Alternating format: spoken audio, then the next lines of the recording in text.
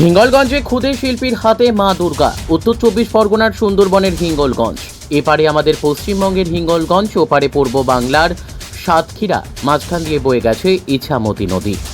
বিগত কয়েক বছর আগেও আমরা অনেকেই দেখেছি দুই বাংলার মধ্যে অনেকটাই সম্প্রীতির মিলন ছিল এবং দুই বাংলার মধ্যস্থ ইছামতি নদী পক্ষে মা দুর্গার ভাসান। কিন্তু কালক্রমে অনেক বাধা বিপত্তির কারণে সেই ভাসান এখন আর হয় না। কিন্তু সেই ইছামতি নদীর মাটি দিয়ে হিঙ্গলগঞ্জের পথের দাবির মালোপাড়ার বাসিন্দা সায়ন মল্লিক, দশম শ্রেণীর পড়ুয়াও অনেক মল্লিক নাম নবম শ্রেণীর পড়ুয়া, এই দুই ভাইয়ের হাতে তৈরি হচ্ছে দুর্গা প্রতিমা। এই খুদেদের ছোট থেকে প্রতিমা গড়ার আগ্রহ ছিল বাড়িতে। ইউটিউব দেখে প্রতিমা গড়ার কাজ শুরু করে। তারপর ঠাকুর তৈরি করা, এর মধ্য দিয়েও দুই ভাই নিজেদের পড়াশোনা, ফোনে গেম খেলা সবটাই চালিয়ে যাচ্ছে তারা।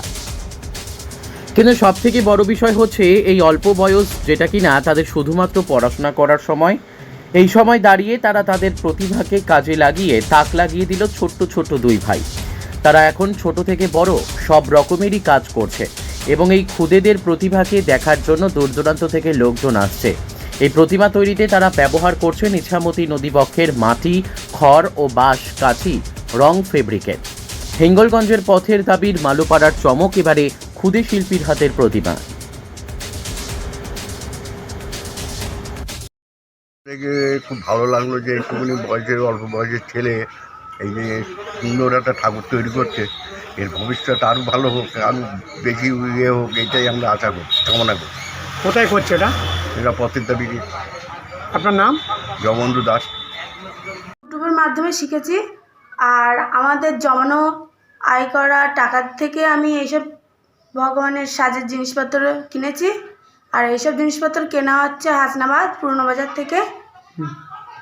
বড় হয়ে কি হতে চান? বড় হয়ে এই প্রতিমা শিল্পী হতে চাই। আমার আরও ইচ্ছা আছে যে আমি বড় বড় ঠাকুর বানাবো। আমি চাই থানা প্রশাসন আমার সাথে থাকুক, আমার পাশে থাকুক। কি নাম তোমার? অনিক মল্লিক। কোথায় বাড়ি? হিঙ্গলগঞ্জ, পথের দাবি, মালোপাড়ায়। আপনার বাবার নাম? মানস মল্লিক।